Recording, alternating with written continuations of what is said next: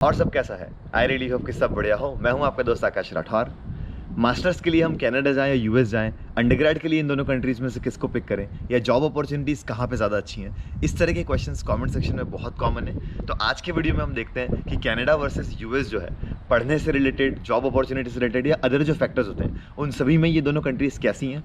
तो मैं एक एक चीज़ें आपको क्लियर करता जाता हूँ ताकि आपको जो डिसीजन है कि कनाडा जाऊँ या यूएस जाऊँ, वो लेने में बड़ी आसानी हो जाएगी।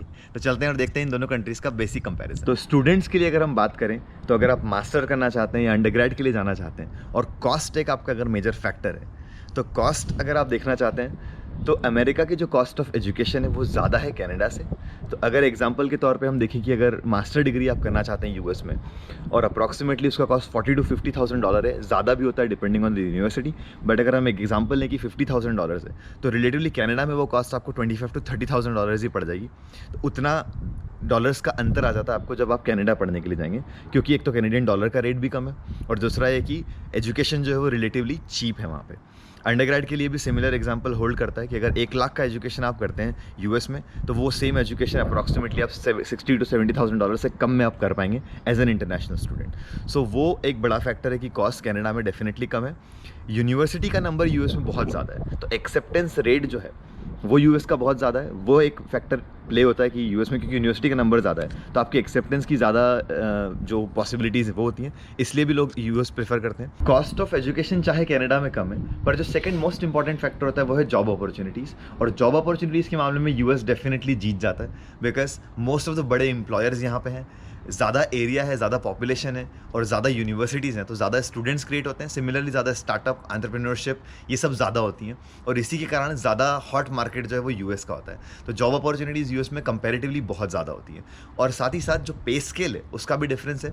यूएस में you can earn a lot more than Canada.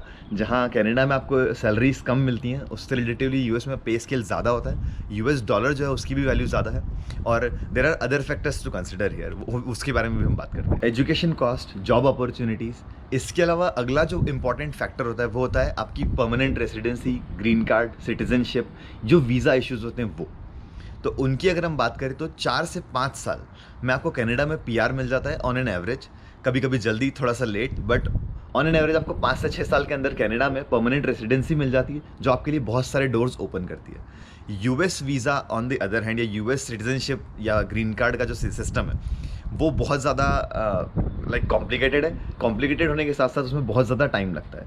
अभी जो करंट प्रोसेसिंग टाइम है इंडियंस का मैं इसलिए बोल रहा हूँ क्योंकि यूएस में जो सिटीजनशिप होती है वो आपकी नेशनैलिटी पे डिपेंड करती है। अगर आप ऐसी कंट्रीज से आते हैं जहाँ पे इमिग्रेंट्स कम है यूएस में, तो उनको नेशनैलिटी या सिटीजनशिप जो होती है वो जल्दी मिल जाती है, क्योंकि हम इंडिया से आते हैं और इंडिया से ऑलरेडी बहुत सारा इमिग्रेशन होता है यूएस में।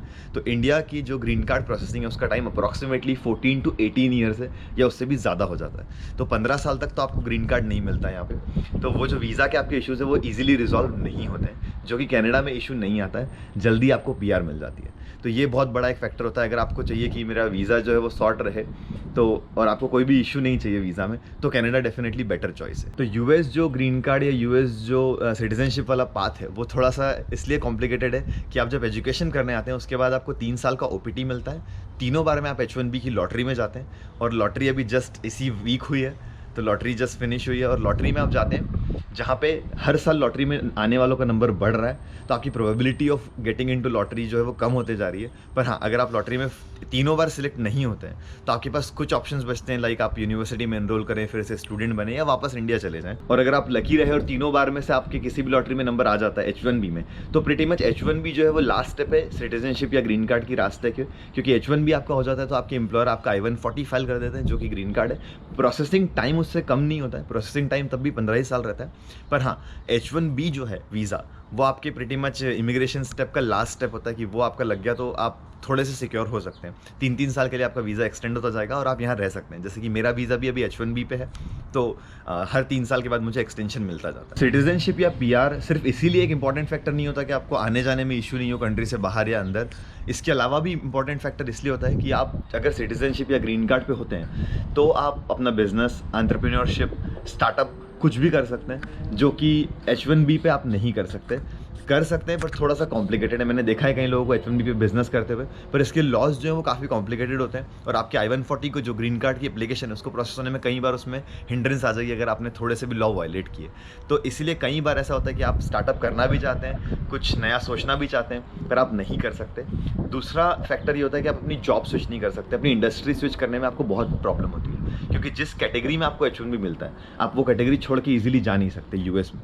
तो कनाडा में ये डेफिनेटली आपको बेनिफिट हो जाएगा कि 5-6 साल बाद जब आपको पीआर मिल जाएगी तो आप अपना बिजनेस स्टैब्लिश करें, या आप जॉब स्विच करना चाहते हैं या फील्ड भी स्विच करना चाहते हैं तो वो आप कर पाएंगे ईजी। अगर आप थोड़े दूरदर्शी हैं और हाउसिंग और इन सब के बारे में भी सोचते हैं, अगर आप पढ़ने आते हैं और आपका थोड़ा सा विजन है कि मैं एक दिन हाउस खरीदूंगा या ये सब चीज़ें, तो भी आपको सोचना चाहिए, क्योंकि कनाडा में हाउसिंग प्राइसेस ज़्यादा है यूएस से कंपैरेटिवली और रेंट भी ऊपर है।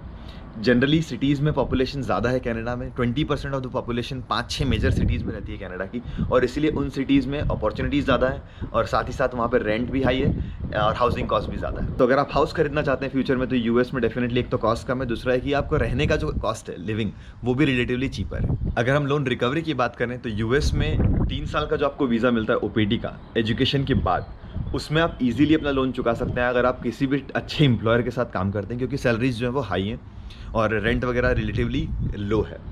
कनाडा में भी सिमिलर सिचुएशन है कि आपको एक तो पीआर मिल जाएगा, सेविंग आपकी कनाडा में रिलेटिवली कम होती है और लोन आप कनाडा में इजी भी चुका सकते हैं क्योंकि कॉस्ट ऑफ एजुकेशन ऑलरेडी कम है। तो लोन रिकवरी दोनों ही कंट्रीज़ में हो जाएगी। सेविंग अगर आपको ज़्यादा करनी है और एक बार अगर लकी आप H1B से निकल गए तो डेफिनेटली यूएस में आप लॉट मोर सेव कर सकते हैं। दोनों कंट्रीज़ के अगर इमिग्रेशन सिस्टम की हम बात करें तो कनाडा का इमिग्रेशन सिस्टम काफ़ी फ्लेक्सिबल है।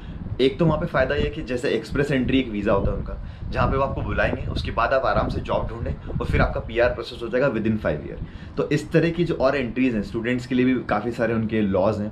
तो जो ओवरऑल इमिग्रेशन सिस्टम है वो रिलेटिवली काफ़ी फ्रेंडली है। और फ्लिप साइड यूएस में ऐसा कुछ भी नहीं होता कि आप यूएस पहले आ जाए और आपको जॉब ढूंढने के लिए सर्टेन टाइम दिया जाएगा बिना बात के, ऐसा तो कोई यूएस में आप कर ही नहीं सकते। तो ओवरऑल इमिग्रेशन जो है वो काफ़ी ईजी है वहाँ पे। लिविंग कंडीशंस की अगर मैं बात करूँ दोनों कंट्रीज़ की, तो क्योंकि जोग्राफिकली यूएस बहुत बड़ा है तो आपको बहुत वेराइटी ऑफ सीजन्स जो है वो मिल जाते हैं रहने के लिए, कि जब आपको अगर आपको गर्म पसंद है तो आप साउथ साइड यूएस के रहने चले जाएँ, पूरे साल आपको ठंडी नहीं मिलेगी।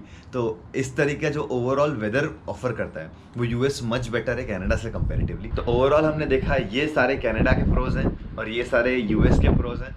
क्या प्रोज आपको पसंद है, आप क्या प्रेफर करते हैं, उसके ऊपर टोटली डिपेंड करेगा कि आप 5 साल के बाद अपना स्टार्टअप करना चाहते हैं या कुछ करना चाहते हैं, आपको वीज़ा में हसल नहीं चाहिए, वो आपकी अगर प्रायोरिटी तो आप डेफिनेटली कनाडा पिक करें। But at the same time अगर आप हाई पेइंग जॉब चाहते हैं और एजुकेशन करने के बाद आप मोर एक्सप्लोर करना चाहते हैं अलग अलग चीज़ों को, तो यूएस आपके लिए एक अच्छी चॉइस हो सकती है। तो टोटली डिपेंड करता है कि आप क्या चाहते हैं। बट इस तरह के कुछ ओवरऑल फैक्टर्स हैं एंड आई होप आपको दोनों कंट्रीज़ की जो कंपैरिजन है वो क्लैरिटी मिली हो इस वीडियो से और आपको वीडियो पसंद आया हो। मिलते हैं अगले सैटरडे 8 बजे। Thank you so much for watching.